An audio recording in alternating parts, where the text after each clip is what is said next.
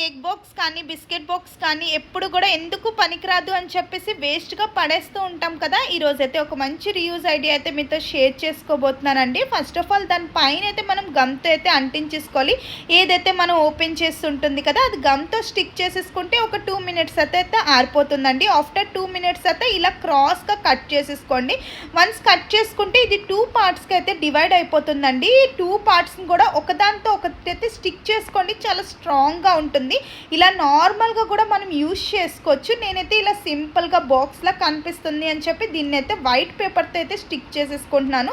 మీకు కావాలి అనుకుంటే పెయింట్ కూడా చేసుకోవచ్చు అండి. వన్స్ అంతా కూడా అంటించేసుకున్న తర్వాత దీంట్లో అయితే మనం మేకప్ సామాన్లు అన్నీ కూడా పెట్టుకొని ఒక కార్నర్లో పెట్టుకుంటే చాలా నీట్గా ఉంటుందండి. లేదు అంటే బుక్స్ కూడా పెట్టుకోవచ్చు. నేనైతే ఇది మా పాప కోసం మాత్రమే ప్రిపేర్ చేశానండి.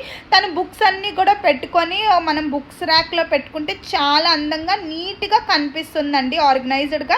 మన నచ్చిందా ఈ ఐడియాస్? మీకు నచ్చితే డెఫినెట్గా ట్రై చేయండి. ఇలాంటి మంచి మంచి వీడియోస్ కోసం నా ఛానల్ అయితే లైక్ చేసుకోండి, అలానే సబ్స్క్రైబ్ చేసుకోండి.